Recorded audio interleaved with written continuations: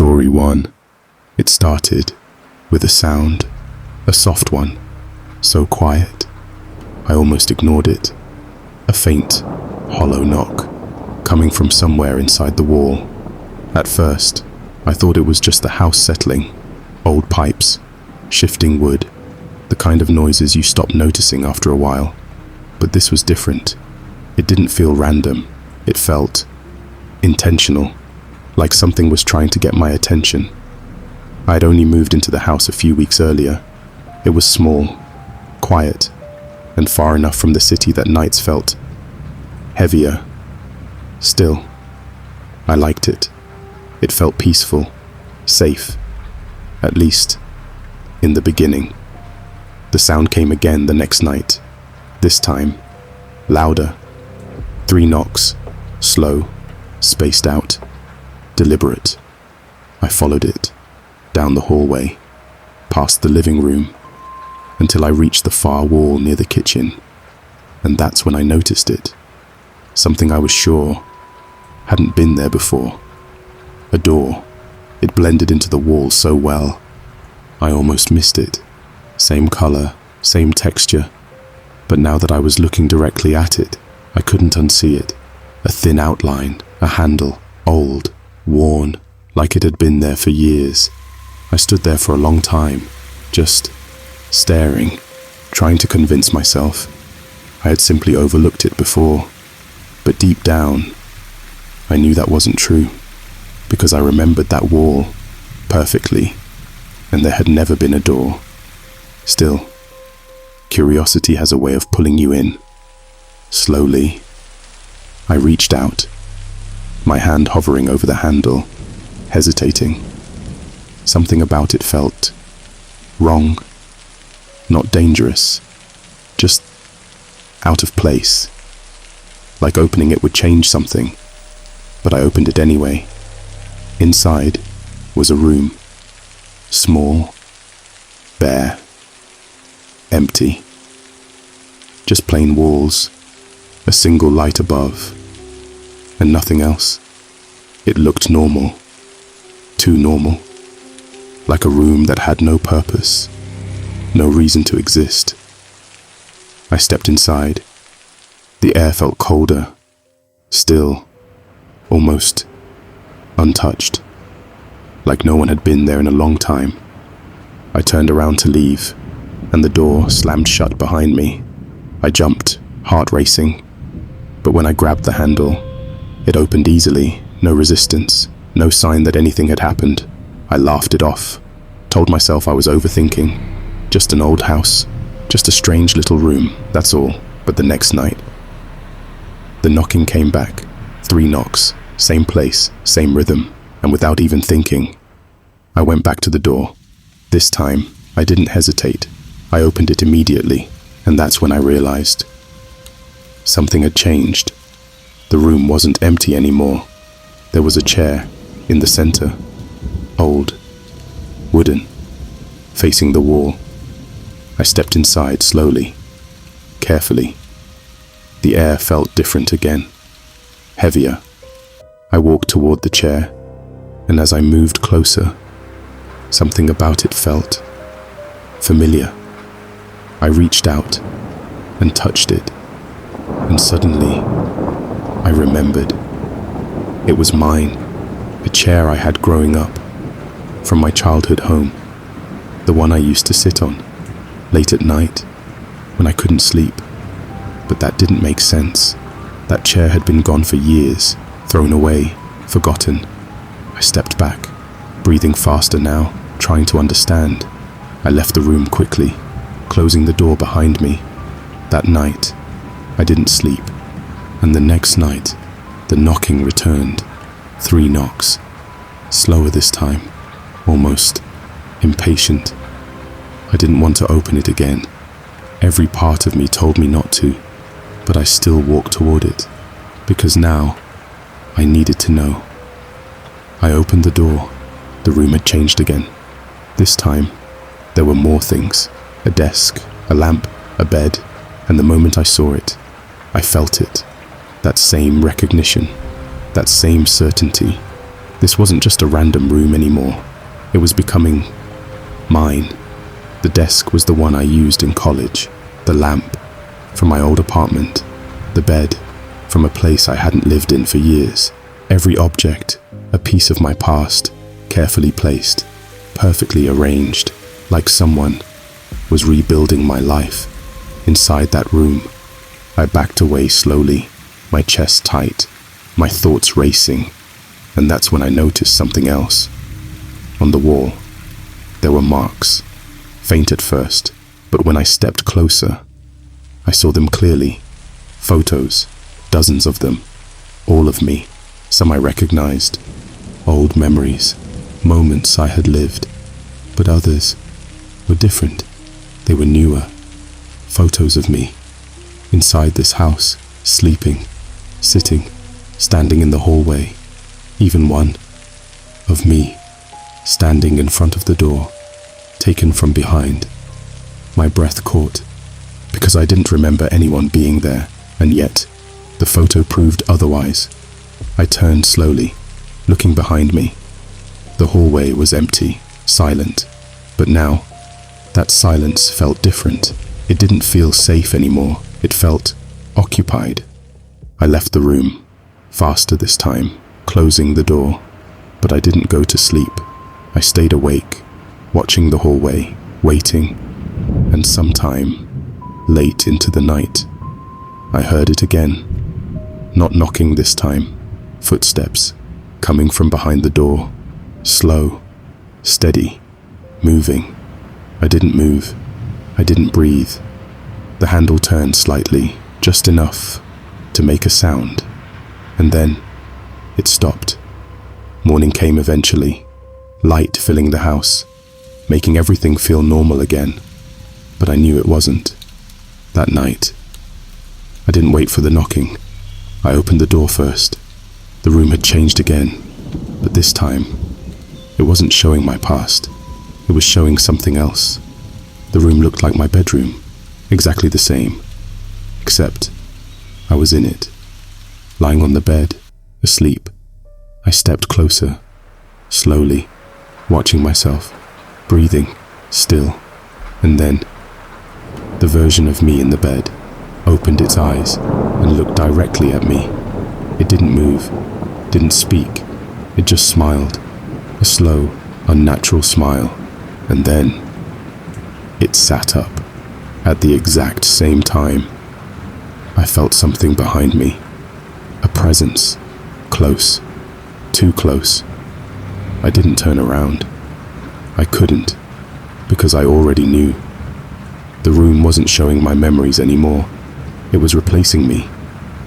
And somewhere behind me, standing in the hallway, was something that had been watching, learning, waiting for me to step inside.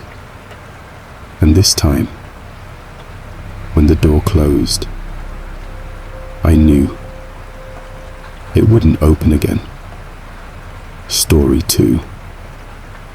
At first, I thought I was just being careless, forgetting things, misplacing them. You know how it is, right? You leave something somewhere, and later you can't remember where you put it. It happens, all the time. At least, that's what I told myself. It started with small things, so small, they barely felt worth noticing. A glass in the sink I didn't remember using, a cabinet left slightly open, a chair just a few inches out of place. Nothing dramatic, nothing that screamed danger, just wrong, subtly wrong. I ignored it. Of course I did, because what's the alternative? That someone was inside my house, living there, watching me? No, that's ridiculous, isn't it? But then the food started disappearing. Not everything, not enough to be obvious, just small amounts, a slice of bread, a little milk, half a leftover meal I know I hadn't touched. At first, I blamed myself again, late night eating, forgetting, but then I started paying attention, really paying attention, and that's when things got worse. One night, before going to bed, I made sure everything was exactly how I left it. I checked the kitchen, closed every cabinet, placed a glass in the sink, looked at it carefully, memorized it. Then I went to sleep. When I woke up the next morning, the glass was gone. Just gone. Not moved, not misplaced. Gone. I stood there for a long time, staring at the empty sink, trying to process it, trying to come up with any explanation that made sense. But nothing did. Nothing. That's when the thought hit me. A quiet one at first, barely formed. What if I'm not alone? I laughed, actually laughed. Because that's insane, right? Who thinks like that? Who jumps to something like that? But the thought didn't go away. It stayed, quiet, persistent, growing. So I started checking things more carefully. Every night before bed, I would take mental notes, positions, objects, details, small things most people wouldn't even notice. And every morning, something was different. Always small, always subtle, but always there. Until one night, I decided not to sleep. I turned off all the lights, pretended to go to bed, then waited. Hours passed. Silence filled the house. Nothing moved. Nothing happened. And just when I started to think I was imagining everything, I heard it. A sound. From the kitchen. Soft. Careful. Like someone trying not to be heard. My heart started racing. Slow at first. Then faster. Louder. Almost too loud. Like it would give me away. I got up. Slowly. Carefully. Every step measured. Every breath controlled. And I moved toward the sound. The kitchen was dark. Completely dark. But I could feel it. That presence. That awareness. I reached for the light switch. Hesitated. Then turned it on. Nothing. The room was empty. Still. Exactly as it should be. Except one thing. The fridge door was slightly open. I know I closed it. I know I did. So who opened it? I stepped closer. Slowly. Every nerve in my body screaming at me to stop, to leave, to run. But I didn't. I opened the fridge, and that's when I saw it. A note, placed neatly on the shelf. My hands were shaking as I picked it up, slowly unfolding it, not wanting to see what was inside, but needing to. It said, I was getting hungry. That's it. Just that. Simple, calm, normal. But it wasn't normal. Nothing about this was normal. Who wrote that? Who just walks into someone's kitchen, eats their food, and leaves a note like that? I didn't sleep that night. I couldn't. The next morning, I checked every door, every window, every possible entry point. Locked. All of them. No signs of forced entry. No signs of anything. So how? How was someone getting in? Or worse, how long had they already been there? Days passed. Then weeks. The notes continued. Small at first. Simple. I cleaned up a bit. You left the window open. You should eat earlier. Each one more unsettling than the last. Not because of what they said, but because of what they knew. My routines, my habits, my life. Things I had never told anyone. How do you explain that? How do you explain someone knowing things about you that you've never said out loud? I started changing my behavior, closing things differently, moving things randomly, trying to confuse whoever was doing this, but it didn't matter. The notes adapted.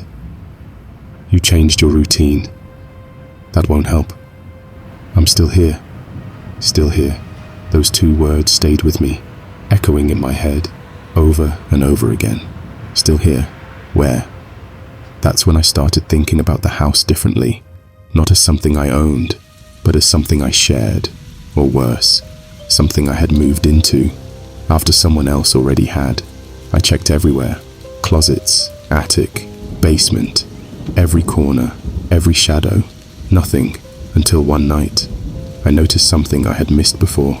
A small door, hidden behind a shelf in the hallway, barely visible, and I swear, I had never seen it before. My hand was shaking as I moved the shelf, slowly revealing the door. It was locked. Of course it was. I stood there for a long time, just staring at it, thinking, questioning. Do I really want to know? Do I really want to open this? But the truth is, I already knew the answer, because whatever was inside already knew me better than I knew myself, and that's what terrified me the most. I found the key later that night, sitting on the kitchen counter, waiting for me. Who put it there? I didn't ask. I didn't want to know. I took it, walked back to the door, and slowly inserted it into the lock. It turned easily, too easily. The door creaked open, and inside was a space, small, dark, but not empty. There were things inside, my things, clothes, notes, objects I had lost, forgotten, and then I saw it, a bed, used, recently, and next to it, more notes, stacks of them. I picked one up, my hands trembling, and read it. Day 32. He still doesn't notice everything, but he's getting closer. Day 32. I flipped to another. Day 18. He talks in his sleep, says things he doesn't remember. Another. Day 7. He leaves the kitchen light on when he's nervous. I stopped reading, because I understood. This wasn't random, this wasn't recent.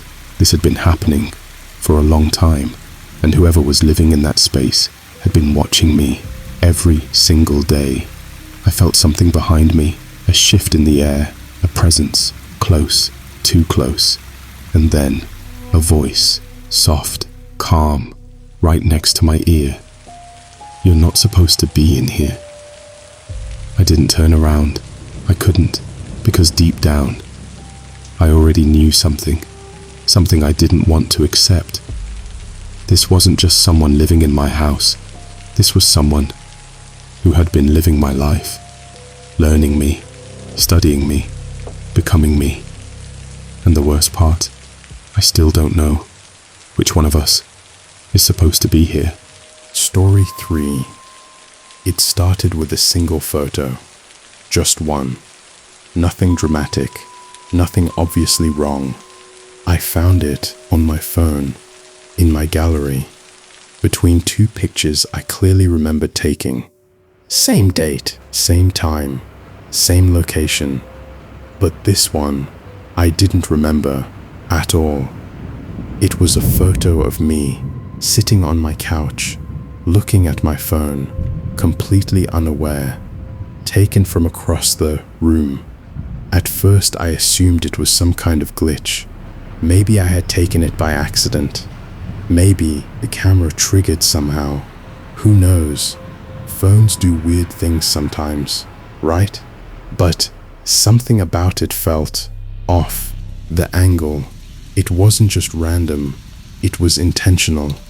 Carefully framed. Centered. Like someone had taken their time. And that didn't make sense. Because I live alone. At least, that's what I thought. I deleted the photo, didn't think much of it, told myself I was overreacting, and honestly, I almost forgot about it, until the next one appeared. This time, it was different. I wasn't sitting, I was asleep, in my bed. The room was dark, but the image was clear enough to see everything. The position of my body, the blanket pulled halfway up, even the faint shadow near the corner of the room, a shadow I didn't recognize.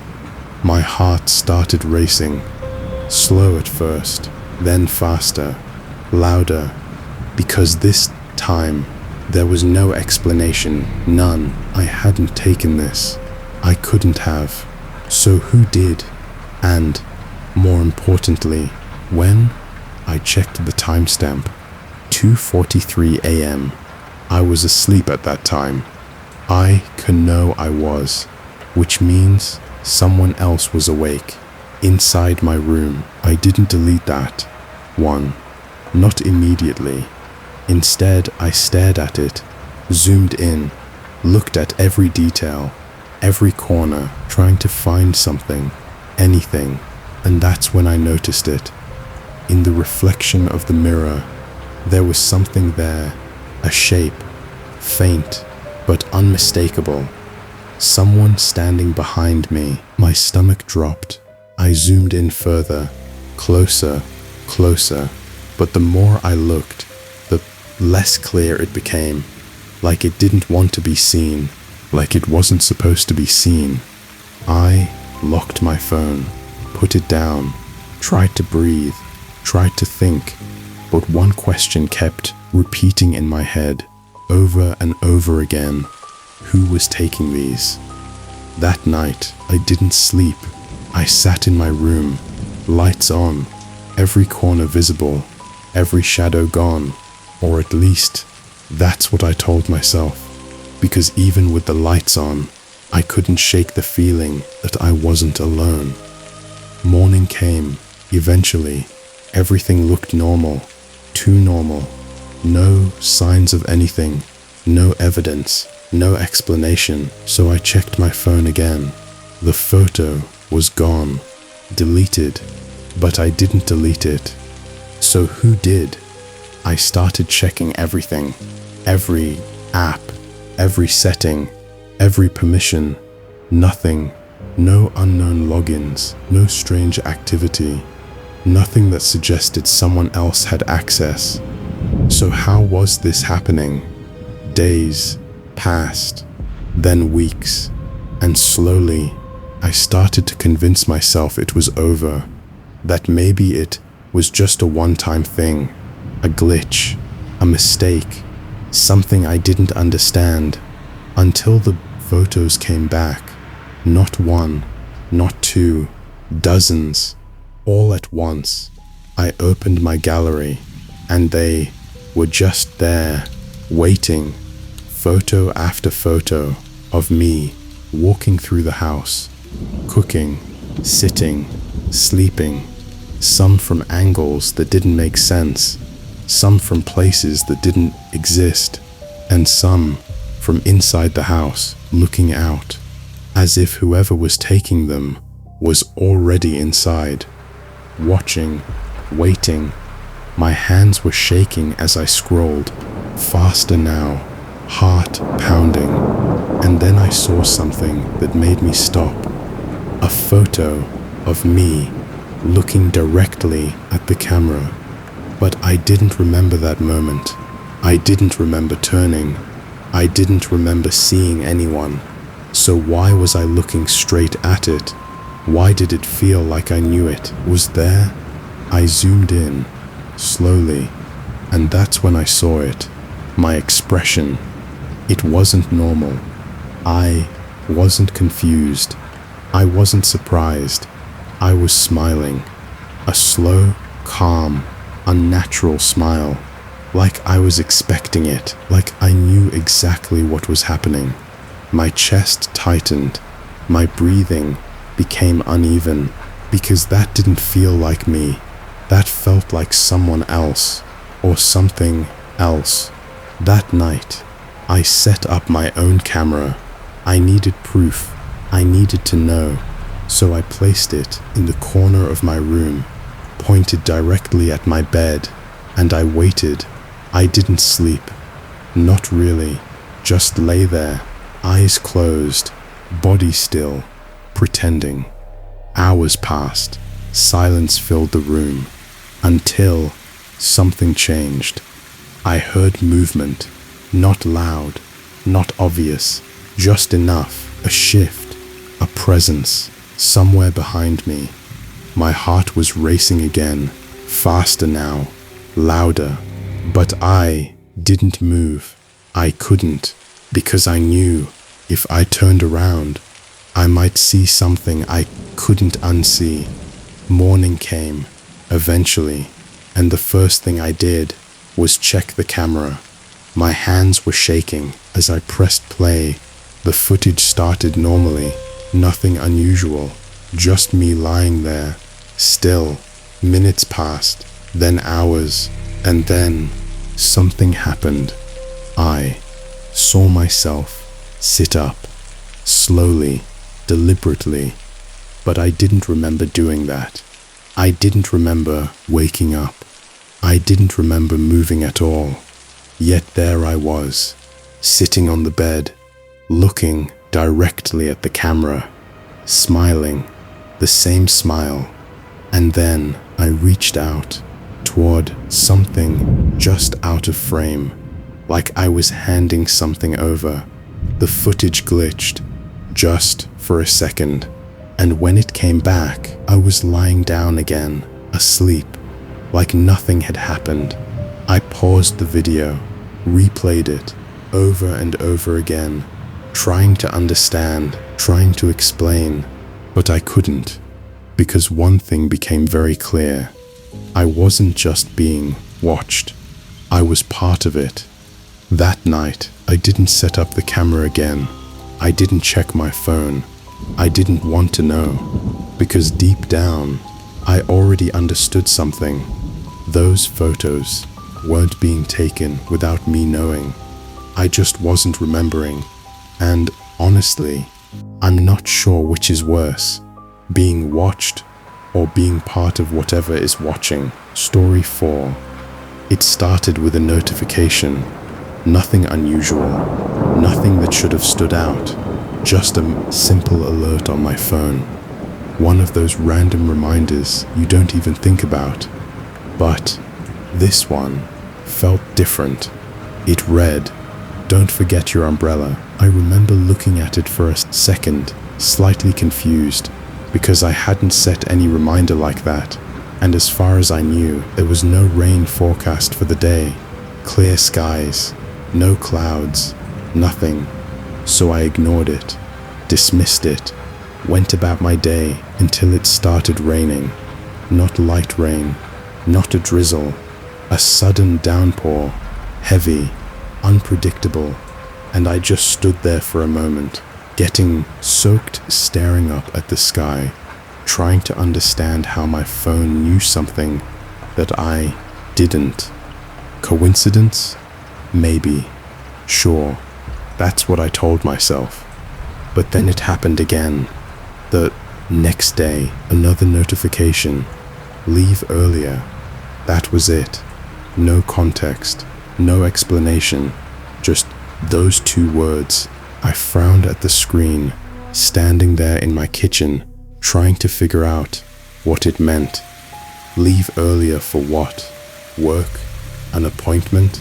Nothing made sense. Still, something about it made me uneasy. So I listened. I left the house 10 minutes earlier than usual, and halfway through my drive, traffic came to a complete stop.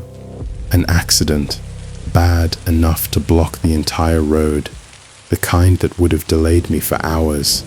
I sat there in my car, gripping the steering wheel, staring at the scene ahead, and all I could think was, how did it know? How does a phone predict something like that? That's not normal, right? But I didn't question it too much. Not yet. Because part of me felt relieved, like it was helping, protecting me. And that's how it starts, isn't it? Small, harmless, useful, until it isn't.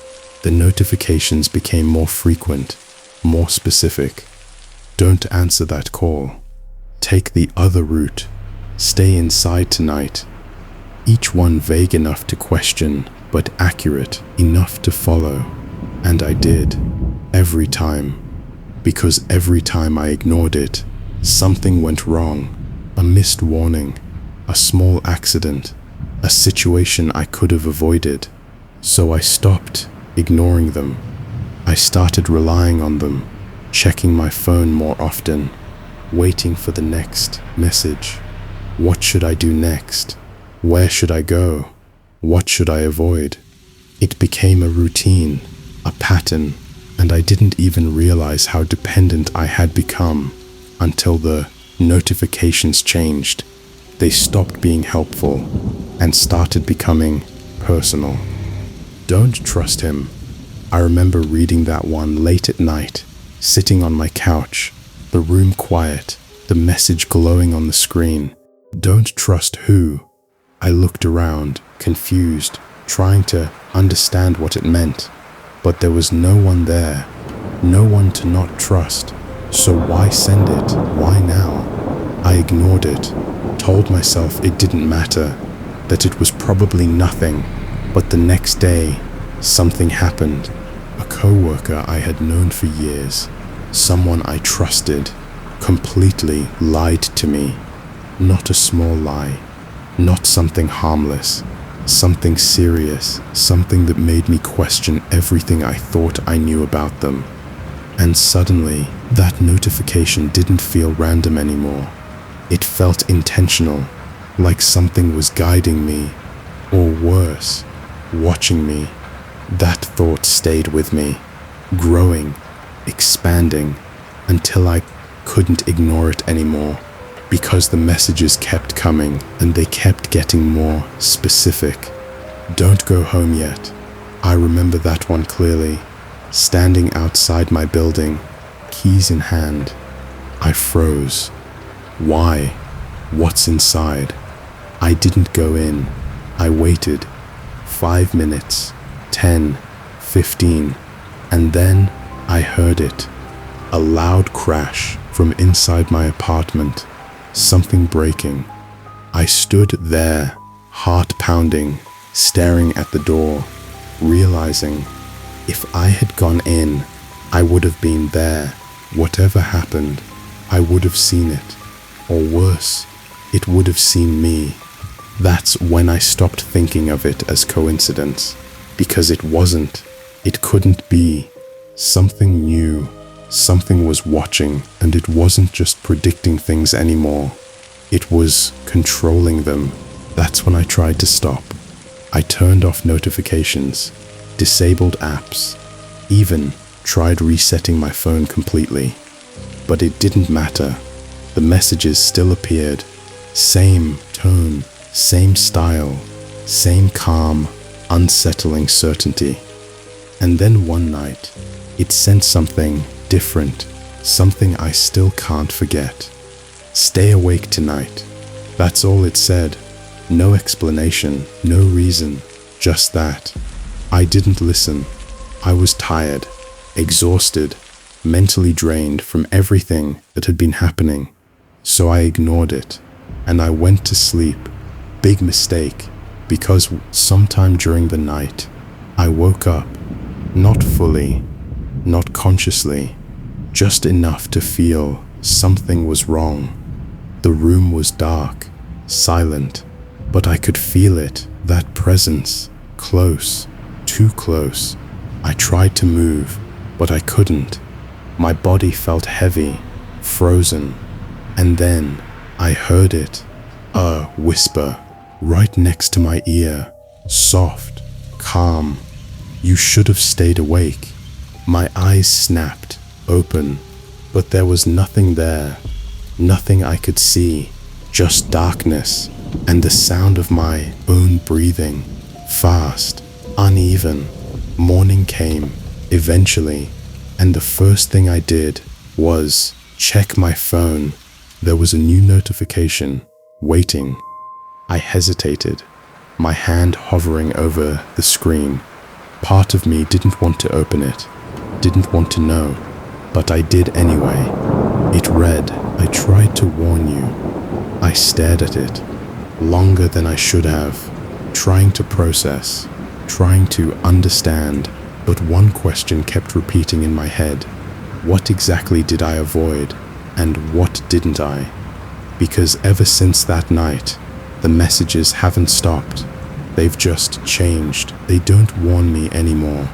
They tell me what I've already done before I even do it, and sometimes before I even think it, which makes me wonder if I'm still making my own choices, or if I'm just following something that already knows how this ends. Story 5. It didn't happen all at once. There was no moment where I suddenly realized something was wrong. No loud noise, no obvious change, just a feeling, a small one, easy to ignore. You know that moment when you walk past a mirror and for a split second something feels off, like your reflection didn't move exactly the way you expected. That's how it started. At first I brushed it off, blamed it on being tired, distracted, maybe even imagining things. Because what's the alternative? That your reflection is wrong? That doesn't make sense. It can't make sense. But the feeling didn't go away. It came back the next day, and the day after that. Subtle, barely noticeable, a delay, not even a full second, just enough to make me pause. I would move my hand and my reflection would follow, but not immediately, a fraction too late. I told myself it was nothing, just my eyes playing tricks on me. That happens, right? It has to. But then one night, I decided to test it. I stood in front of the mirror, completely still, the room quiet, the air heavy, and slowly, very slowly, I raised my hand. My reflection didn't, not at first. It just stood there, looking at me, smiling. My stomach dropped because I wasn't smiling, not even close. And yet, there it was, that same face, that same expression, but wrong, too calm, too deliberate, like it was choosing to smile, not copying me, becoming something else. I stepped back, suddenly, sharply, and just like that, it moved again, perfectly in sync, like nothing had happened, like I imagined the whole thing. I stood there for a long time, trying to make sense of it, trying to come up with any explanation that didn't sound insane, but nothing fit, nothing worked. So I did what anyone would do. I avoided it. I stopped looking at mirrors, covered the one in my bedroom, turned the one in the hallway toward the wall, even avoided reflective surfaces, windows, screens, anything, because I didn't want to see it again. Days passed, then weeks, and slowly I started to feel normal again. The unease faded, the tension disappeared, until one night I forgot. I walked into the bathroom, half asleep, distracted, and I looked, just for a second, and everything seemed fine, normal, exactly as it should be. My reflection moved with me, matched perfectly.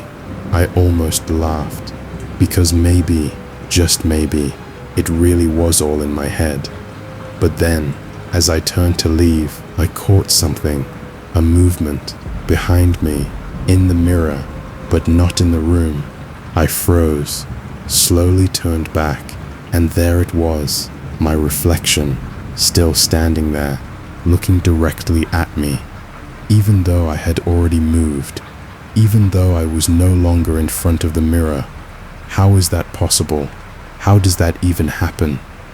I stepped closer, slowly, carefully, and as I did, it didn't move. It just watched, smiling again, that same smile, slow, controlled, unnatural. I could feel my heart pounding now, louder, faster, because something was very wrong. This wasn't a delay anymore. This was something else, something intentional, something aware. I reached out, slowly, my hand moving toward the mirror, and just before I touched it, it moved first. Its hand pressed against the glass, from the inside, before mine did. I pulled back instantly, my breath catching, my chest tightening, because that shouldn't happen, that can't happen, and yet it did. That's when I noticed something else. Its eyes. They weren't following me anymore.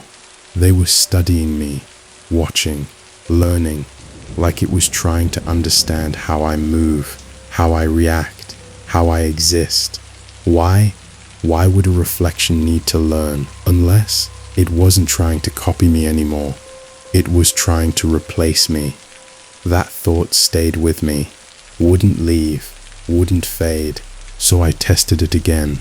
The next night, I stood in front of the mirror, completely still, and I waited. Seconds passed, then minutes. Nothing happened, until suddenly it blinked. I didn't. My entire body went cold, because now there was no doubt, no explanation, no logic. It was moving on its own. And then, very slowly, it leaned closer, closer than I was, and whispered something.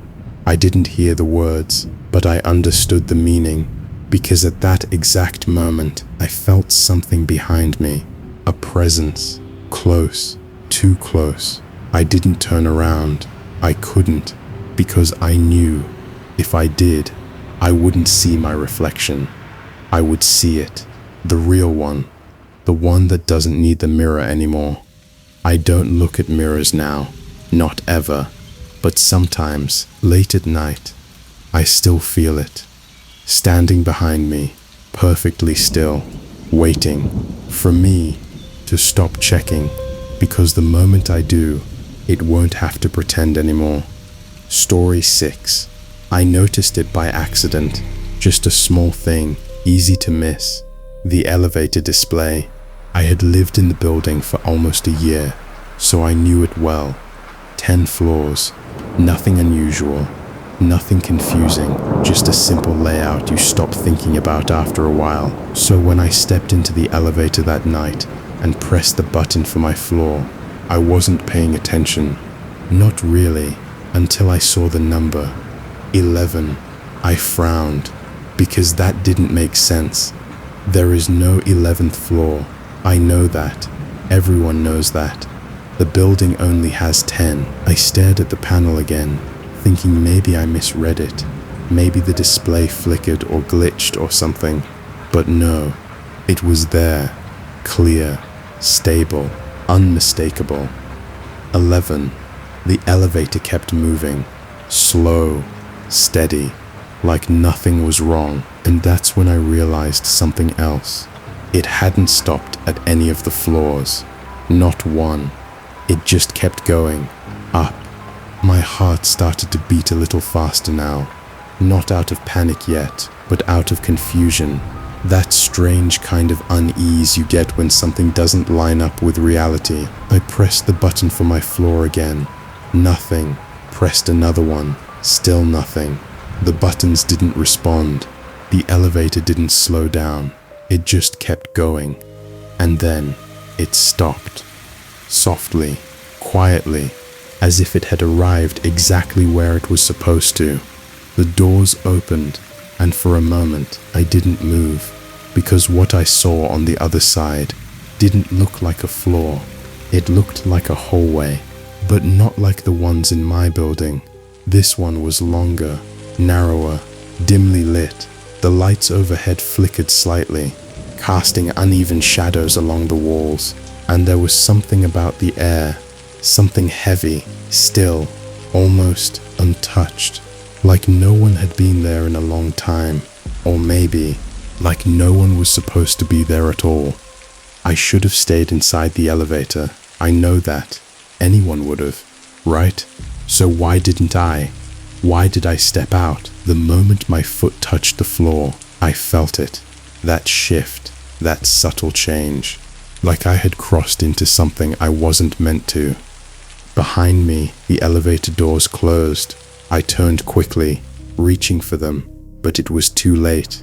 Gone. No buttons, no panel, no way back, just a blank wall. I stood there, staring at it, trying to process what had just happened, trying to understand how an elevator could just disappear. That's not possible. That's not how things work. Is it? I turned back slowly, looking down the hallway. It stretched farther than it should have, farther than the building allowed, and along the walls there were doors, dozens of them, all identical, all closed, no numbers, no labels, nothing to tell them apart, just doors. I hesitated. Of course I did, because every instinct I had was telling me the same thing. Don't open them. Don't go further. Just stay where you are. But something else, something quieter, pushed back. Curiosity. Or maybe something worse. I walked forward, slowly, carefully, each step echoing louder than it should.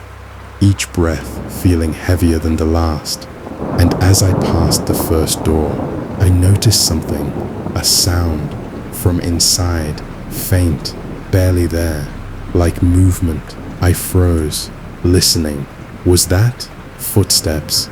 No, too soft, too irregular, more like someone shifting, waiting. I moved away quickly, not wanting to know, not wanting to confirm it, but the sounds continued from behind the next door, and the next, different each time. Whispers, scratches, something tapping softly against the wood. What is behind those doors? Who is behind those doors? Or maybe the better question is, what happens if one of them opens? I walked faster, now, trying to ignore it, trying to reach the end, but the hallway didn't end. It just kept going. And then I saw something that made me stop completely. At the far end, there was a door, different from the others, slightly open, just enough to see inside. I don't know why, but I knew that one mattered. That one was different.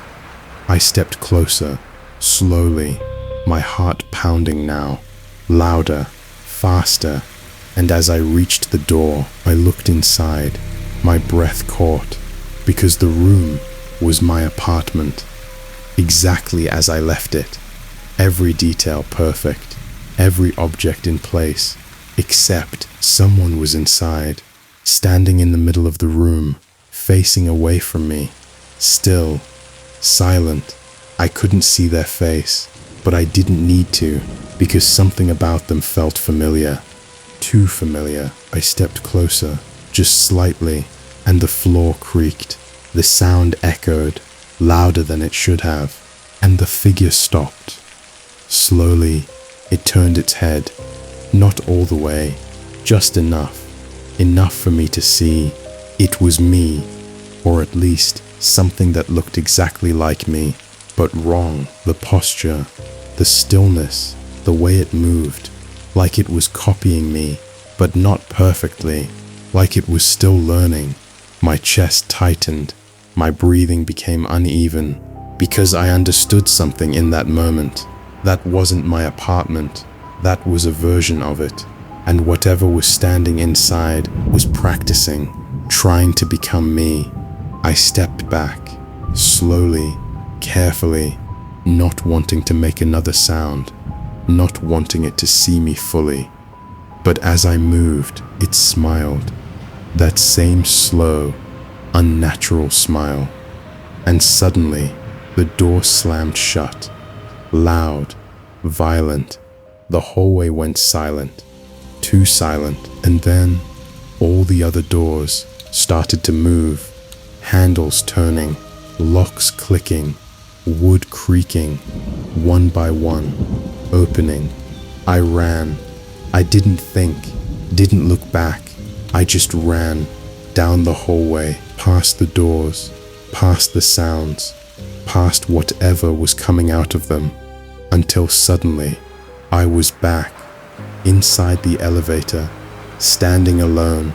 The doors closed, the panel lit up, floor 10, like nothing had happened, like it was all normal.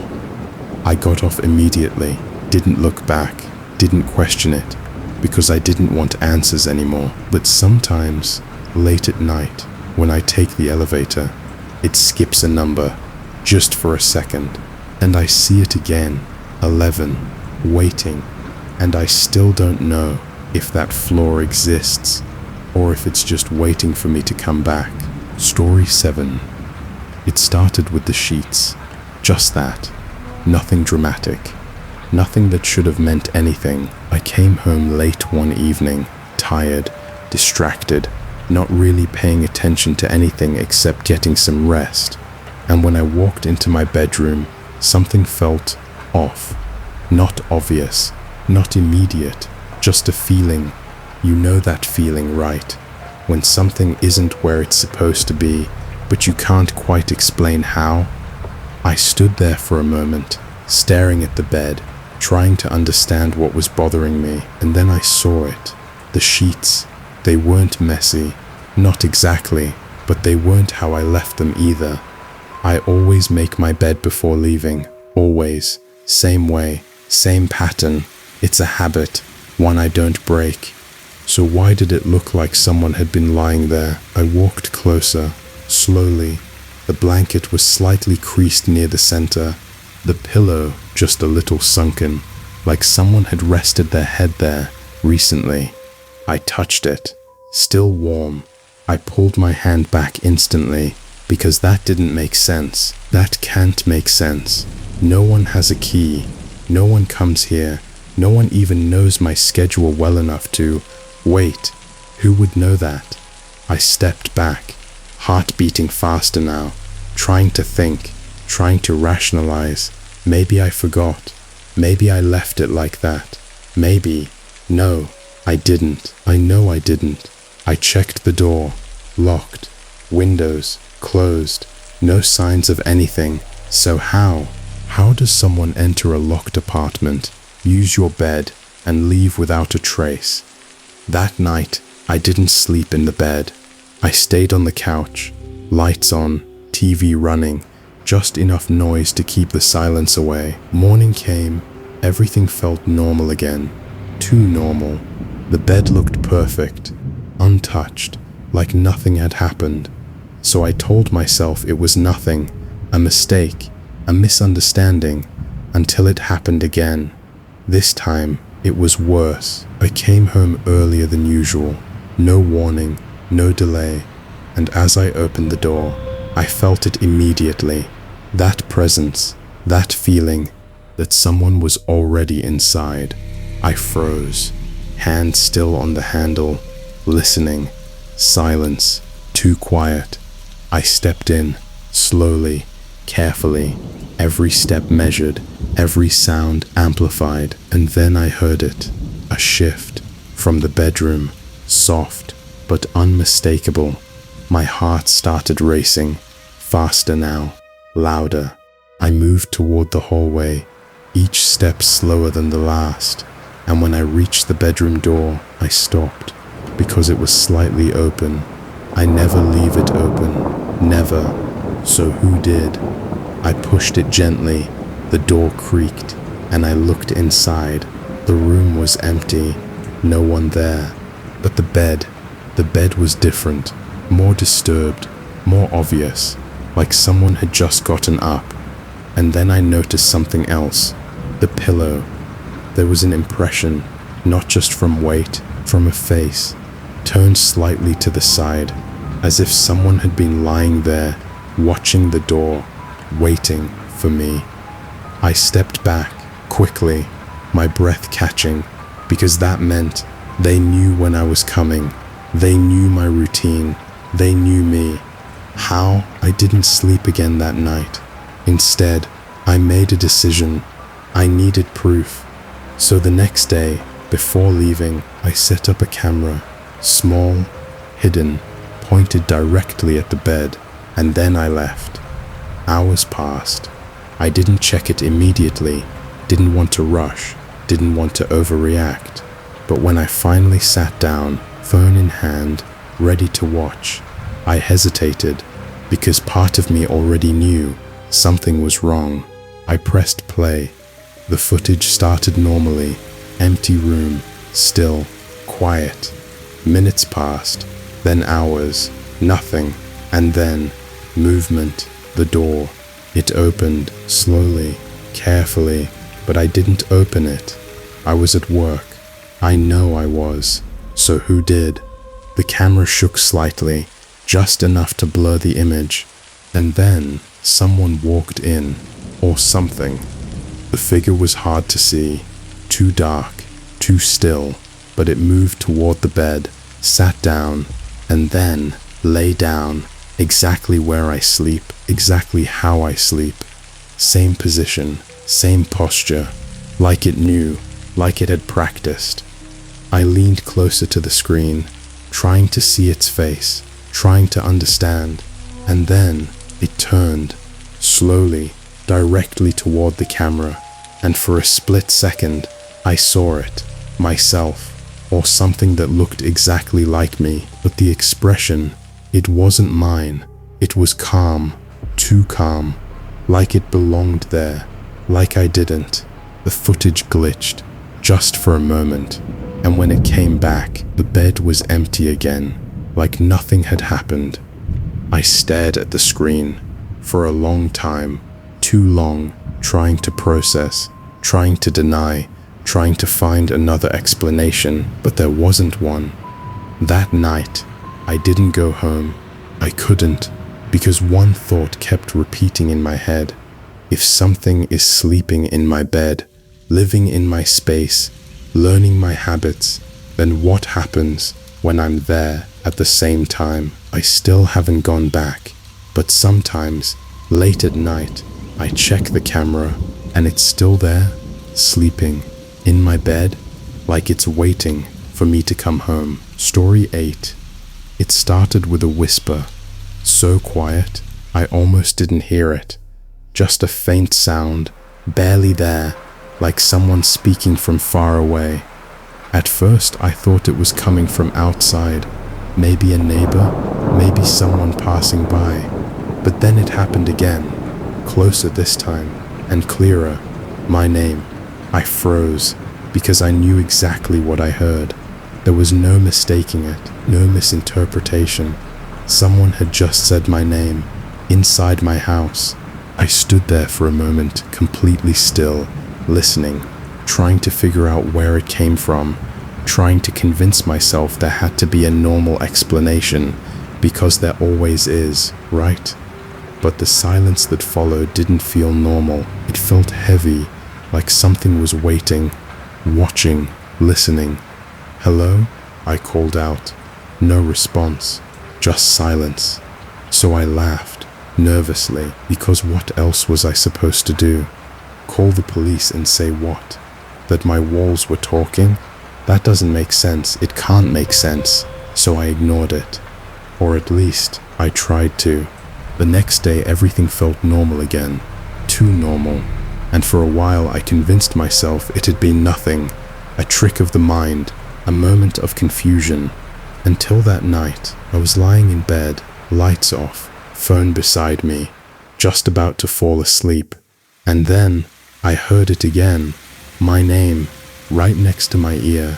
I sat up instantly, heart racing, breathing uneven, because this time, there was no distance, no echo. It wasn't outside, it wasn't far away.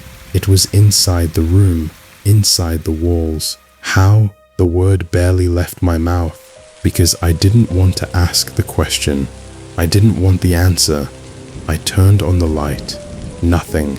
The room was empty, exactly as it should be, but the feeling didn't go away. That presence, that awareness, like something was right there, just out of sight.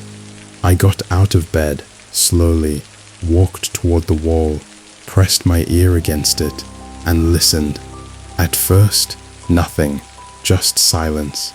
But then, a faint sound, movement, shifting, like something was inside, not behind the wall, inside it. I pulled back quickly, my heart pounding now, faster, louder, because that's impossible.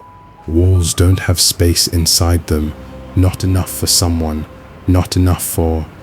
Another whisper, this time clearer, closer. Don't. I stepped back.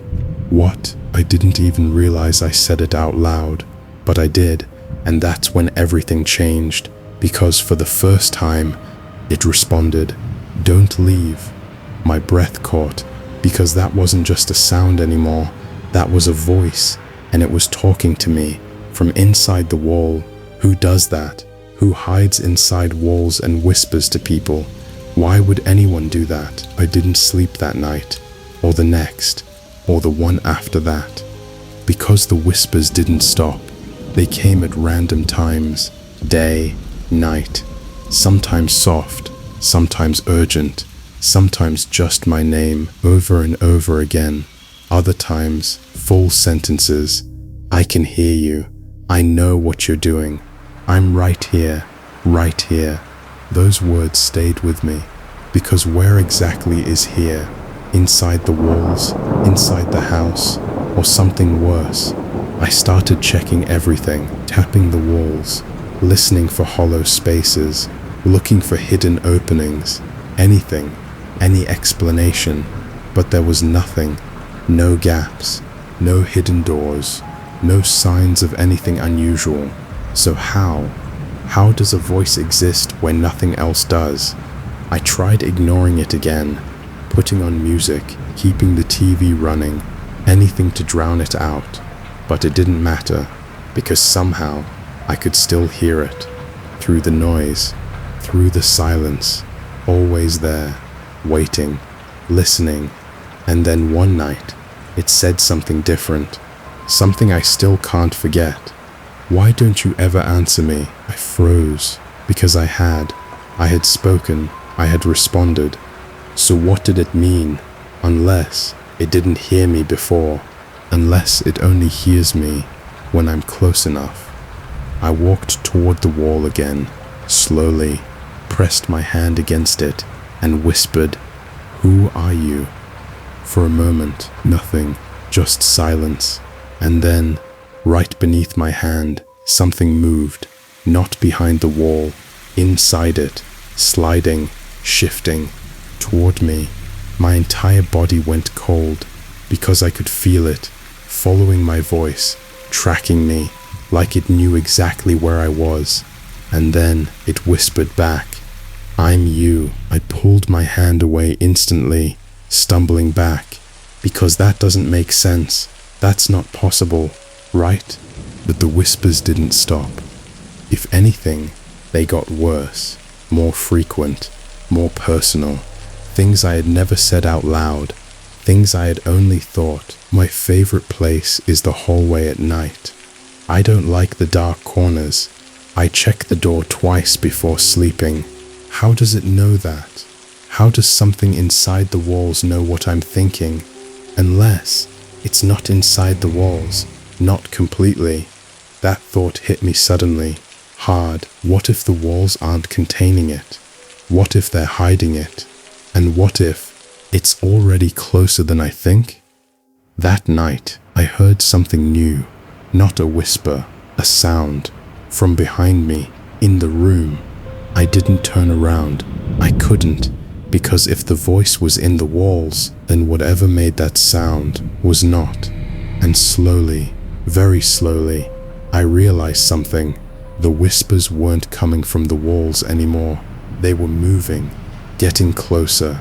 And the last thing I heard, right before the light went out, was my own voice. Perfect, clear, whispering, "I'm not in the walls anymore. I don't stay in that house now. I don't go near it." But sometimes, late at night, I still hear it. Not from the walls, not from the house, but from somewhere much closer, right behind me. Story 9. I installed the cameras for safety. That's it. Nothing dramatic, nothing paranoid. Just a simple setup. Front door, living room, bedroom, basic coverage, the kind most people have, because it's better to be careful, right? At least, that's what I thought. For the first few weeks, everything was normal. The footage showed exactly what you'd expect. Empty rooms, occasional movement, nothing unusual. Until one night, I noticed something. It was small, easy to miss. A shadow in the corner of the frame. At first, I didn't think much of it. Shadows move, lights shift. That's normal. But this one felt different. It didn't follow the light. It stayed.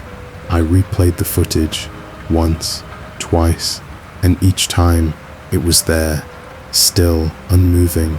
Just a dark shape in the corner of my bedroom. I leaned closer to the screen, trying to see it clearly, trying to understand what I was looking at. But the more I focused, the harder it was to define. Like it didn't want to be seen, like it wasn't meant to be seen. So I ignored it, because what else could I do? Assume something was in my room, watching me? No, That's not logical, right? But the next night, it moved. Not much, just a little, a slight shift, but enough to notice, enough to feel it, that unease, that creeping awareness that something wasn't right. I checked the room, personally, physically, nothing, no one there, no shadows, no movement, just me, alone.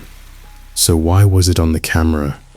The nights passed, and slowly I became obsessed, checking the footage, every morning, every night, watching, waiting, and every time it was there, sometimes closer, sometimes further, but always behind me.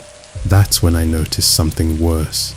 It only appeared when I was in the room, never when it was empty, never when I wasn't there, only when I was present, watching me, following me, staying just out of sight. Who does that? What does that? Why can't I see it? That question stayed with me, wouldn't leave, wouldn't fade. So one night I decided to test it. I sat in my bedroom, lights on, camera recording, and I watched. Not the room, the screen. Because if it was there, I would see it. Minutes passed, nothing. Then, there it was, behind me, clearer than before. A shape, tall, still, standing just inches away.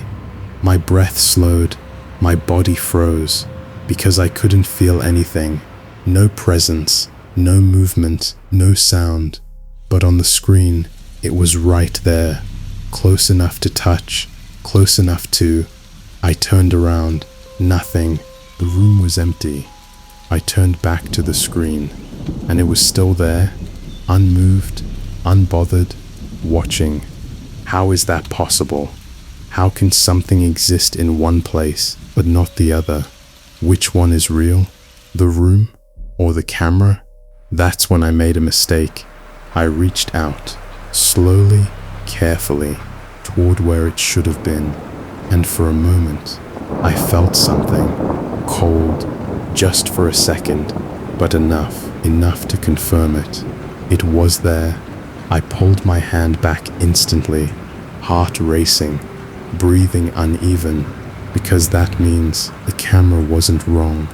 It was showing the truth, and I was the one who couldn't see it.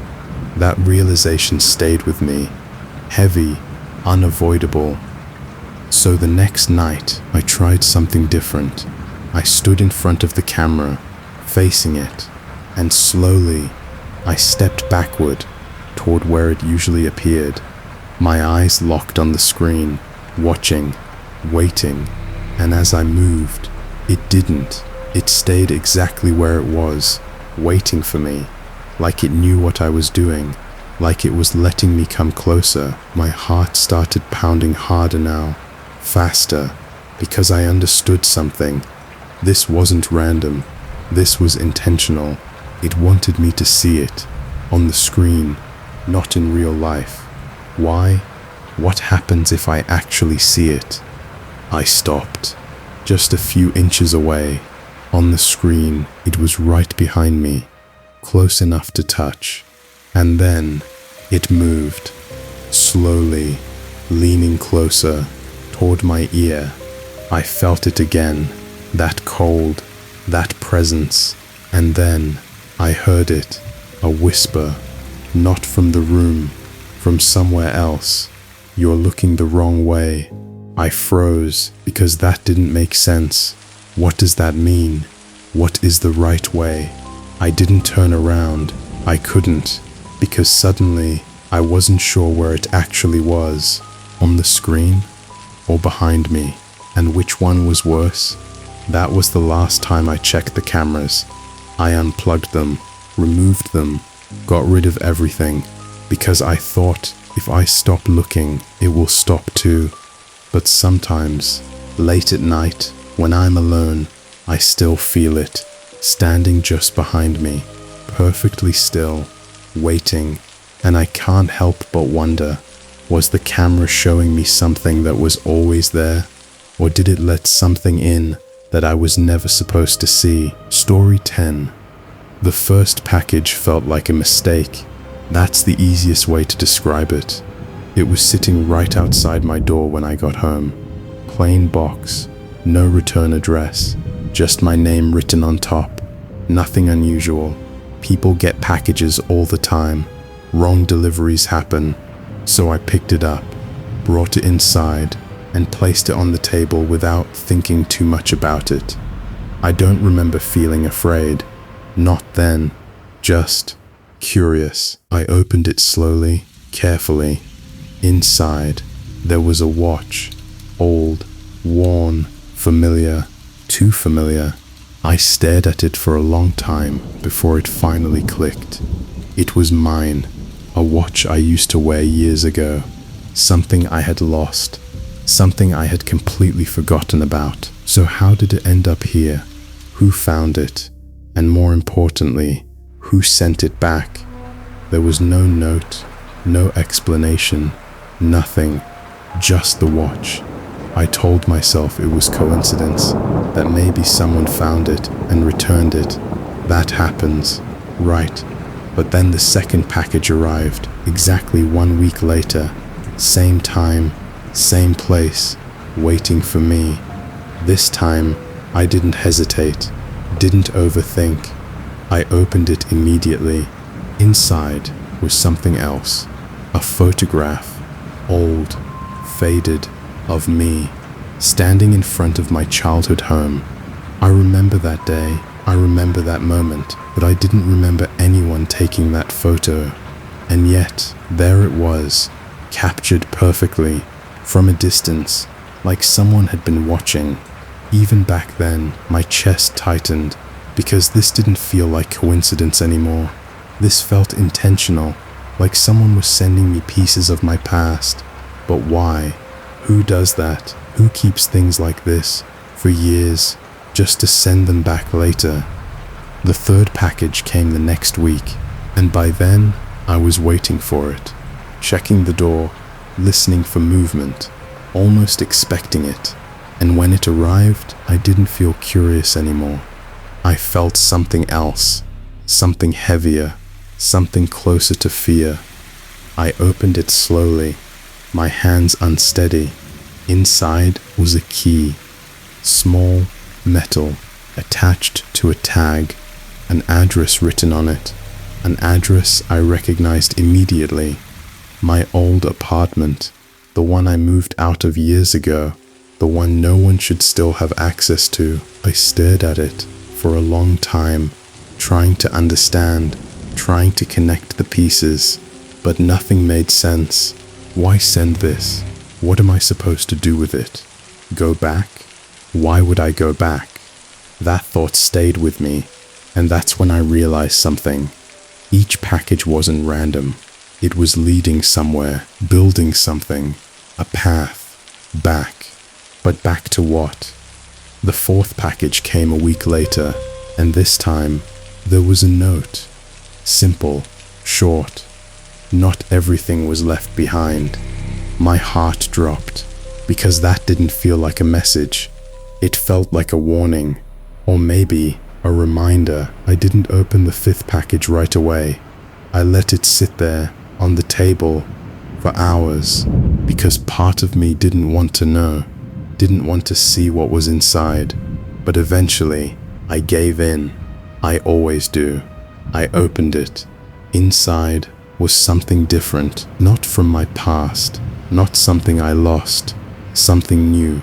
A photo of my apartment, my current one, taken from outside at night, the lights on, and inside, I was there, standing near the window, looking at my phone, completely unaware. My hands started shaking because that meant this wasn't about the past anymore. This was happening now. Someone was watching me right now. I ran to the window, pulled the curtain aside, looked outside. Nothing. Empty street. Silent. But that didn't mean anything, because whoever took that photo was careful. patient, and close enough to see everything. That's when I understood something. The packages weren't just reminders, they were proof. Proof that someone had always been there, watching from the beginning. The sixth package came the next week, and I almost didn't open it. Almost, but I did. Inside was a mirror, small, handheld, and taped to it. Another note. Look closely. I hesitated because I didn't want to, didn't need to, but I still did. I picked it up, held it in front of my face. At first, everything looked normal. My reflection, my room, nothing unusual. And then something moved behind me, in the reflection, but not in the room. I froze. Slowly, I lowered the mirror, turned around. Nothing. Empty. I raised the mirror again, and there it was, standing behind me, clear now. No shadows, no distortion, just a figure watching me, perfectly still. I dropped the mirror. It shattered on the floor. I stepped back, heart racing, breathing uneven, because that means it's not just watching, it's here, in the room, and I can't see it. The seventh package hasn't arrived yet, but I know it will. It always does. Same day, same time, and I already know something. Whatever is inside won't be from my past, and it won't be a warning, because at this point, there's nothing left to remind me of, nothing left to show me, except one thing, me. And I can't stop thinking, what happens when the package doesn't arrive outside my door? What happens when it's already inside? Story 11. The first time it happened, I didn't notice. Why would I? It felt like a normal day, completely normal. I woke up, checked my phone, got out of bed, same routine, same thoughts, same everything. Nothing felt wrong, nothing felt different, until it happened again, and this time, something felt off. Not obvious, not immediate, just a small detail, a conversation. I was talking to a coworker, someone I see every day, someone I've had the same casual conversations with dozens of times before, and halfway through I realized I already knew what they were going to say, word for word, before they said it. I remember pausing for a second, just staring at them, waiting, and then they said it, exactly as I expected. Same tone, same words, same timing. My stomach dropped, because that shouldn't happen. That can't happen, right? I laughed it off. Of course I did. Coincidence, déjà vu, something like that. That's normal. People experience that. But then it kept happening. Small moments, simple things, a car passing at the exact same time, a message arriving with the same words, a stranger dropping something in the exact same way, again and again and again, the same day, repeating, but slightly different. At first, I thought I was just remembering things better, paying more attention, but deep down, I knew something wasn't right, so I tested it. The next morning, I woke up and immediately did something different. I didn't check my phone. I just sat there, still, waiting, and for a moment, nothing happened. The room was quiet, the air still, until suddenly my phone buzzed. I looked at it, a message from the same person, same time, same words, even though I hadn't checked it, even though I changed the routine. How is that possible? How can something repeat, even when I don't follow it? That's when I realized something. This wasn't just memory. This wasn't just coincidence. This was happening, over and over again, the same day, and no matter what I did, it kept coming back. I tried changing bigger things, leaving the house earlier, taking a different route, avoiding people, But it didn't matter. The events would adjust, shift slightly, but always lead back to the same moments, the same outcomes, like something was correcting it, keeping everything in place. Why? Who would do that?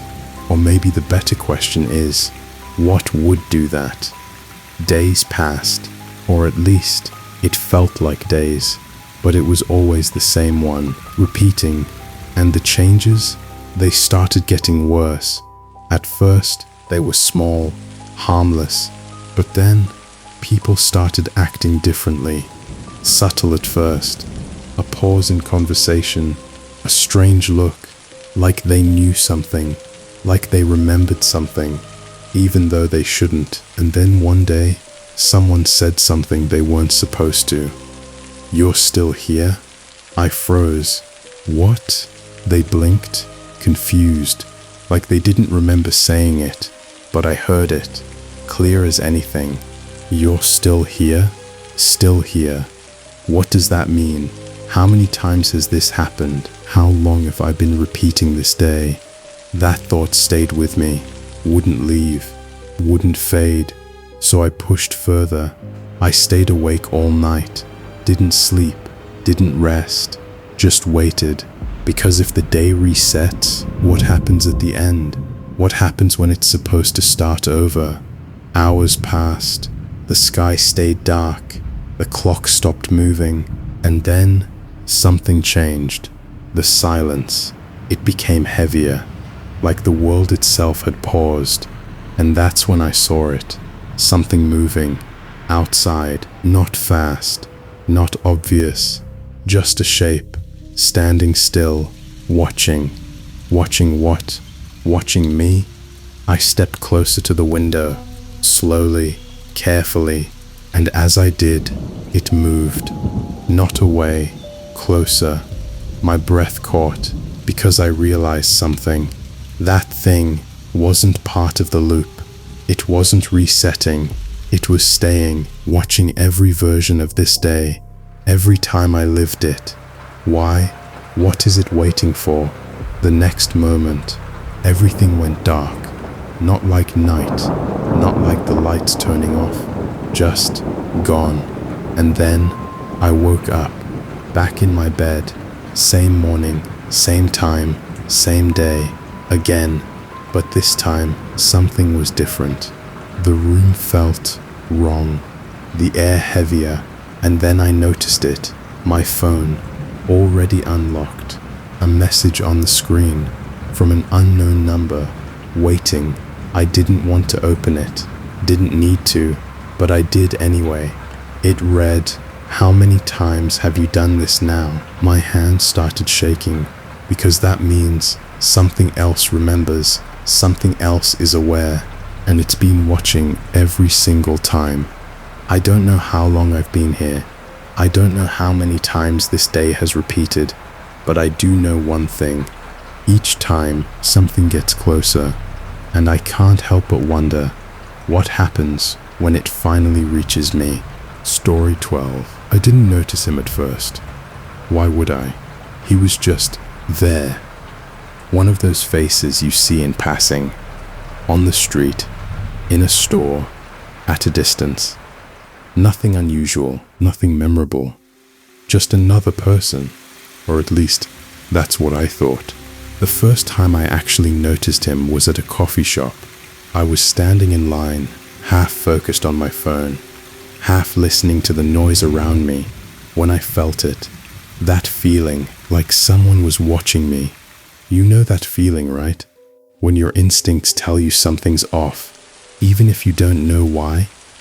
I looked up, and there he was, sitting in the corner, completely still, looking directly at me, not casually, not briefly, just staring. I held his gaze for a second, maybe two, and then I looked away, because it felt uncomfortable, too intense, and honestly, people stare sometimes. It happens. So I ignored it. I got my coffee, left, didn't think about it again, until later that day. I was walking home. Same route I always take, same streets, same routine, and as I turned the corner near my building, I saw him again, standing across the street, in the exact same clothes, same posture, same stillness, looking directly at me. My steps slowed, just slightly, because that's not coincidence, right? You don't just randomly see the same person twice in one day in completely different places, do you? I told myself it was possible, that maybe he lived nearby, that maybe it meant nothing. But deep down, I didn't believe that, because something about him felt wrong. Not dangerous, not aggressive, just wrong. Like he didn't belong there, like he didn't belong anywhere. Days passed. I didn't see him again, and slowly, I convinced myself it was nothing, just a strange coincidence, a moment I overthought, until it happened again. This time, at work, I was sitting at my desk, focused, distracted, not thinking about anything except finishing what I was doing, when I felt it again. That same feeling, that awareness. I looked up, and there he was, outside, standing across the street, looking through the window, at me. My chest tightened, because that's not possible. How does someone appear in places they shouldn't be? How does someone know where I am, without ever speaking to me? I stood up, slowly, walked closer to the window, and as I did, he didn't move, didn't react, just stood there, watching. Why? What does he want? I stepped back, turned away, and when I looked again, he was gone, just like that. No movement, no trace, just gone. That's when I started paying attention, really paying attention. Every place I went, every street, every room, looking, waiting, and eventually I saw him again, at a distance, always at a distance, standing, watching, never approaching, never speaking, just there, like he was part of the environment, like he belonged in the background, but not in my life. So why was he always in it? That question stayed with me, growing until I couldn't ignore it anymore. So one day, I decided to do something about it. I followed him for the first time.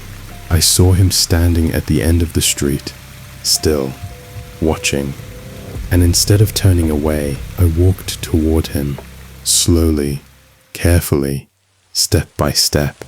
And for the first time, he moved, not away, but forward, toward me. My heart started racing, faster, louder, because this wasn't supposed to happen. He wasn't supposed to move.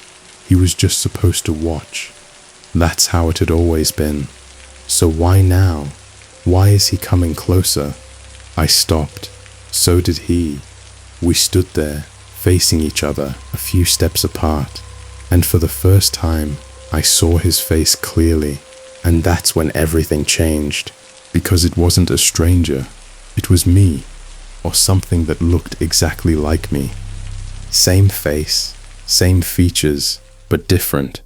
The expression empty, still like it was waiting for something. For me, I felt my breath catch, my chest tighten. Because that doesn't make sense. That's not possible, right? But then it spoke. For the first time, soft, calm. You're noticing faster now. I froze because that didn't sound like a question. It sounded like a statement, like it had seen this before, like this had happened before. What do you mean? I asked, but it didn't answer. It just smiled, that same slow, unnatural smile. And then it stepped back and disappeared, not walked away, not turned around, just gone. Like it was never there. I stood there for a long time, trying to understand, trying to process, but nothing made sense. Nothing explained it. That night, I didn't sleep. I couldn't, because one thought kept repeating in my head. If that thing looks like me, and it's been following me. Then where has it been when I haven't seen it? The next day, I saw him again, but this time, he wasn't at a distance. He was closer, standing at the end of my hallway, inside my building, watching, and I realized something. Each time I notice him, he gets closer. Each time I acknowledge him, he moves forward. So what happens when there's no distance left? What happens when he finally reaches me? I don't know. And honestly, I'm not sure I want to find out. Story 13. It was supposed to be a short trip. Just one night. Nothing serious. A break from everything. From the noise. From the routine. So I drove out to the forest. Somewhere quiet. Isolated. The kind of place where your phone barely works. And the silence feels heavier than usual. I've been camping before. Plenty of times. So I wasn't worried. Not really. Until that first night, it started with a sound. Not loud. Not obvious. Just something off. A rustling. Somewhere beyond the trees. At first I ignored it. Because that's normal, right? Animals move. Branches shift. The forest is never completely still. But this felt different. It wasn't random. It had rhythm. Like footsteps. Slow. Measured. Circling. I sat there by the fire. Trying to listen without making it obvious. Trying to convince myself it was nothing. But the longer I stayed still, the clearer it became. Something was out there. Moving. Watching. I stood up, grabbed my flashlight, and pointed it toward the trees. Nothing. Just darkness. Thick. Unmoving. But the feeling didn't go away. That presence. That awareness. Like something was just beyond the light. Waiting. I told myself not to panic, not to overthink. So I went back to the fire. Sat down. Tried to relax. But then it stopped. The sound, completely. No movement. No rustling. No footsteps. Just silence. And somehow, that was worse. Because now it wasn't circling. Now it was still. Why stop? What changes when something stops moving? I didn't sleep much that night. Every time I closed my eyes, I felt it. Closer. Watching. Waiting for me to look away. Morning came eventually, and everything felt normal again. Too normal. The forest looked the same. Peaceful. Quiet, like nothing had happened. So I packed up. Left early. Didn't question it. Because honestly, I didn't want to. The drive back felt long. Longer than usual. And I couldn't shake the feeling that I wasn't alone anymore. You know that feeling, right? When something doesn't feel right, but you can't explain why? That's what stayed with me, even when I got home. Even when I locked the door. Even when everything looked exactly as I left it. It didn't go away. That night, I heard it again. The same sound. A rustling. Outside my window. My heart dropped because that shouldn't happen. Not here. Not in the city. Not outside my house. I walked slowly toward the window. Pulled the curtain back. Nothing. Just the street. Empty. Still. But the feeling. It was stronger now. Closer.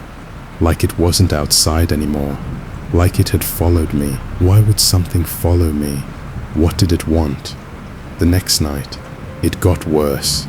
I was lying in bed, lights off, room quiet, and then I heard it, inside the house. A soft step from the hallway.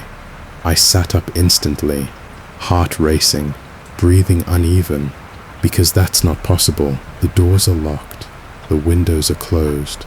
So how is something inside? I didn't move. I couldn't, because I knew if I went out there, I might see something I couldn't unsee. The footsteps continued, slow, careful, moving toward my room, and then they stopped. right outside the door.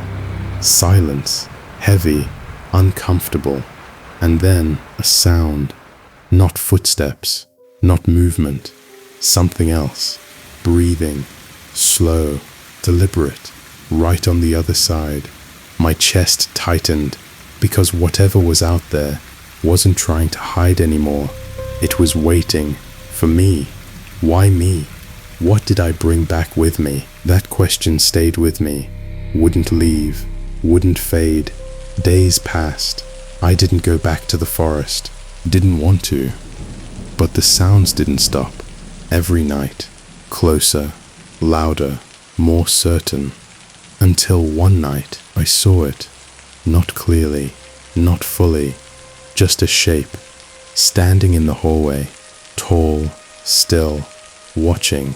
I couldn't see its face, but I knew it was looking at me. And then it moved.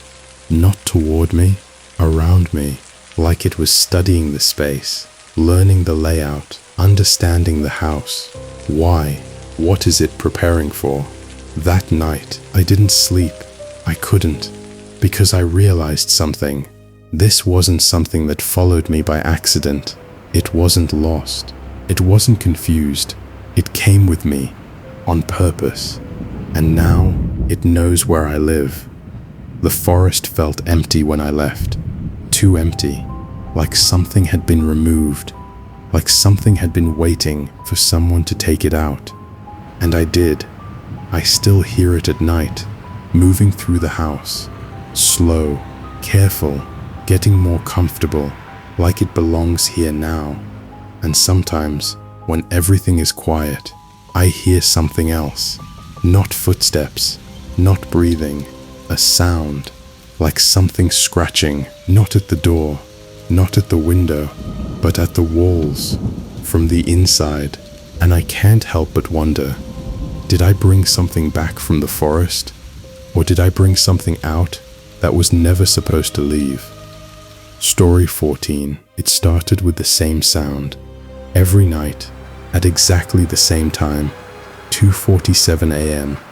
Not 2:46, not 2:48, always 2:47. The first time I heard it, I didn't even check the clock. I just woke up suddenly, heart racing for no reason, the kind of wake up that feels unnatural, like something pulled you out of sleep instead of you waking on your own. And then I heard it, a footstep, soft, slow, from the hallway. I stayed still, listening, trying to understand what I was hearing, trying to convince myself it was nothing.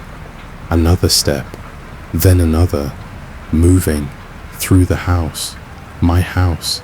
I sat up slowly, my eyes adjusting to the dark, my breathing uneven, because that sound didn't belong there, not at that hour, not in a place where I knew every corner, every creak, every shift of the floor. This was different.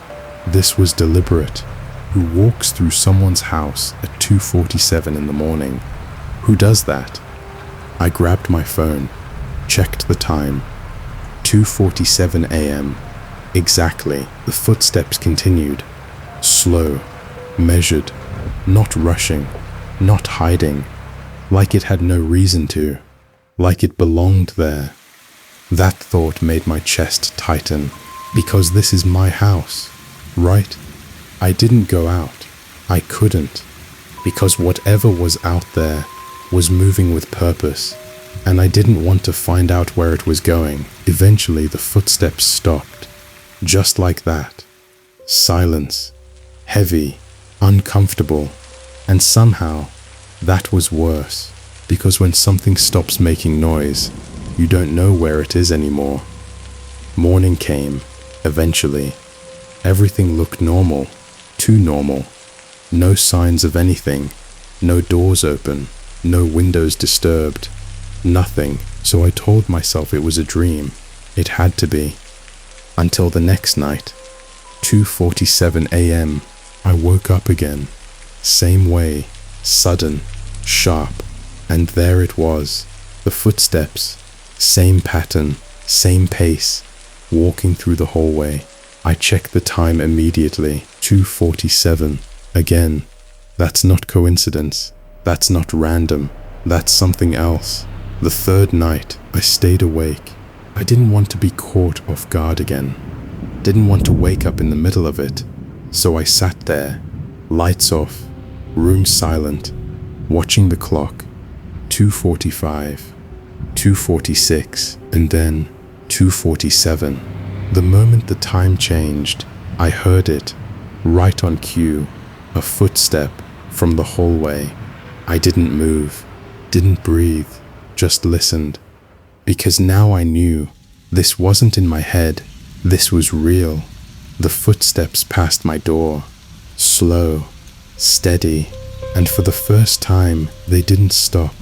They kept going, toward the living room, then the kitchen, then back toward me. My heart started pounding, faster, louder, because that wasn't how it went before. Something changed. Why? Did it know I was awake? Did it know I was listening? The steps stopped right outside my door. Silence. And then a hand on the handle. I saw it move, just slightly. I froze, because that means it knows exactly where I am. The handle turned, slowly, carefully, but the door didn't open. It stopped halfway, and then the footsteps continued, walking away like nothing happened. I didn't sleep after that. I couldn't, because now it wasn't just walking through my house. It was checking my door, checking me. Why? What is it waiting for? The next night, I did something different. I opened my door, just slightly, left it that way, because I needed to see, needed to know. 2:47, the footsteps started, closer this time, faster. No, not faster, more direct, like it already knew where it was going. The hallway creaked, and then it passed my door. I looked, just a small gap, barely enough to see. And what I saw, I still don't understand. There was something there, a shape, not clear, not human, but it moved like one. Slow, controlled, and as it passed, it turned its head toward my door, toward me. I stepped back instantly, heart racing, because I knew it saw me, even through that small gap, even in the dark, it saw me. The footsteps stopped. Silence. Then, a voice, soft, calm, from the hallway. You're awake now. My breath caught, because that wasn't a guess. It was a statement, like it had been waiting for this, like this was part of it. Part of what? The footsteps didn't continue that night. They just stopped, right outside my door, and stayed there for hours. I could feel it, standing, waiting, listening. Morning came, eventually. The house looked normal again, but I knew it wasn't, because that night 2:47 came again, and the footsteps returned. But this time, they didn't start in the hallway. They started inside my room, right behind me. And now, I don't check the time anymore, because I don't need to. I can feel it, every night, getting closer, and I can't help but wonder what happens when it doesn't need to walk anymore. Story 15. It started when I was walking home. Late. Alone. Nothing unusual about that. I've done it hundreds of times. Same route, same streets, same quiet feeling that settles in when the world starts to slow down. But that night, something felt different. Not obvious, not immediate, just off. You know that feeling, right? When your surroundings feel normal, but something inside you says they aren't? That's what it was. I kept walking, telling myself it was nothing, just my mind playing tricks, until I heard it. A footstep, right beside me, not behind, not ahead, beside me. I stopped. The sound stopped too. I looked around. Nothing. Empty street. Silent. No one there. I waited, listened. Nothing. So I laughed quietly, because what else do you do in a moment like that? Assume something invisible is walking next to you. That doesn't make sense, right? So I started walking again, and it came back. Another step, perfectly in sync with mine. Left, right, left, right. I stopped again. It stopped. Exactly at the same time. My chest tightened, because that's not coincidence. That's not random. That's something else. I started walking slower. The footsteps matched. I sped up. They sped up. I stopped suddenly. Silence. Complete silence. Who does that? Who walks beside someone perfectly without ever being seen? I turned around, looked behind me. Nothing. Checked the other side of the street. Still nothing. So where is it? Where are those footsteps coming from? I didn't want to find out, so I kept walking. Faster now, more aware, and the footsteps stayed. Beside me, always beside me. Never ahead, never behind. Just there, like something was walking with me, matching me, learning me. Why? What does it want? That night, I didn't sleep. Every time I closed my eyes, I could hear it. That same rhythm. Step, step, step. Beside me. The next day, I tried to ignore it, tried to move on, tried to convince myself it was nothing, until it happened again. Not outside, inside my house. I was walking down the hallway, alone, and then a step, right beside me. I froze, because that shouldn't happen. Not here, not inside. I looked to my side. Nothing, empty space. But the sound, it was clear, precise. Right there. I walked again. It followed, step for step, exactly the same. My heart started racing, faster, louder, because now there was no doubt. This wasn't in my head. This was real. Something was walking beside me, inside my house, and I couldn't see it. That's when I made a mistake. I tried to outpace it. I walked faster, then almost running, but it kept up, perfectly. No delay, no hesitation, always beside me, like it was connected to me, like it couldn't leave, or worse, like it didn't need to. I stopped, suddenly, and instead of silence, I heard something new, a second step, slightly out of sync, then a third, then more. My breath caught, because now, it wasn't just one, there were multiple, walking beside me, all at once, matching me, surrounding me. Where did they come from? How long have they been there? Why didn't I notice before? That night, I stood in the middle of my room, completely still, not moving, not breathing, and slowly, the sounds stopped, one by one, until there was nothing. Silence. I stayed like that for a long time, because I didn't want to trigger it again, didn't want to move, but eventually, I had to, and the moment I took a step, they came back, all of them, at once. Step, step, step, beside me, around me, everywhere, and then a voice, soft, calm, right next to my ear. You're not walking alone anymore. I froze, because that wasn't just a sound, that was a statement, a fact, something I couldn't ignore, something I couldn't escape. I don't go out at night anymore. I don't walk alone. I barely move at all, because every time I do, they're there, walking with me, matching me, learning me, and sometimes, when everything is quiet, I hear something else.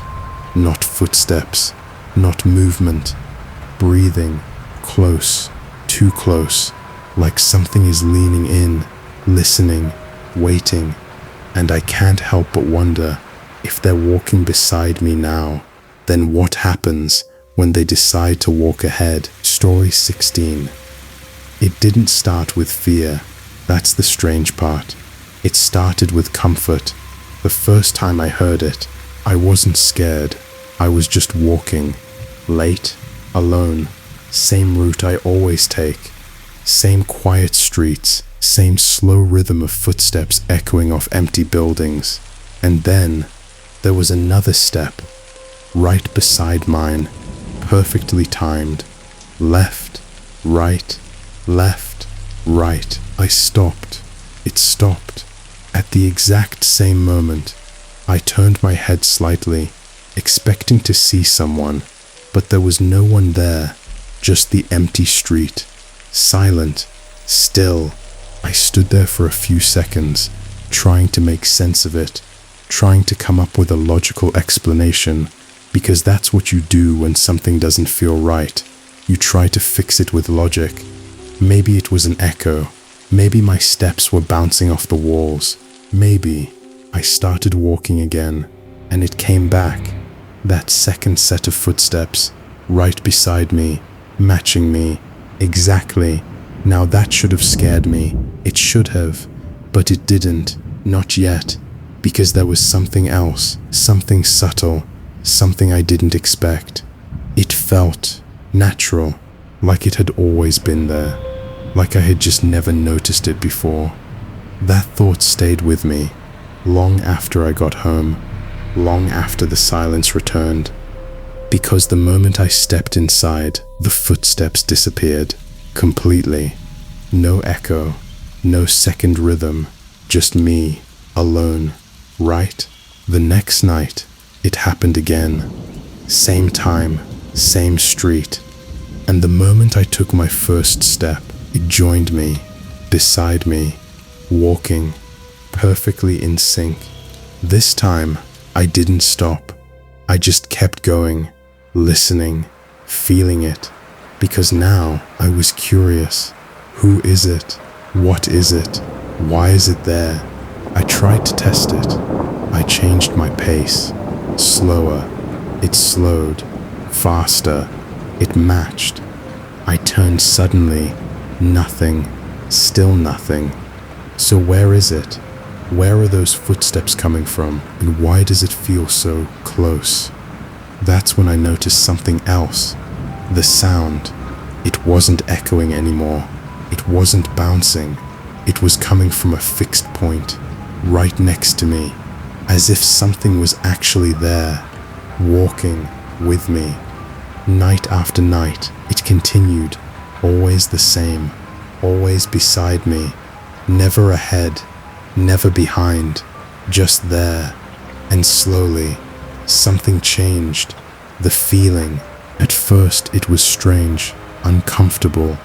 Then it became familiar, and eventually it became reassuring. That's when I realized something. I stopped feeling alone, even when I was, even in empty streets, even in silence, because I knew it was there, walking with me, keeping pace, staying close, and I didn't question it anymore. Until one night, it didn't show up.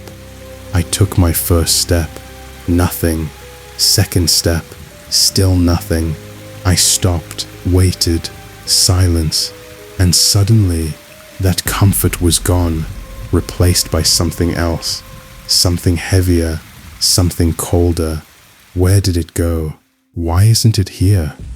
I started walking faster, then slower, then stopped completely, but it didn't return.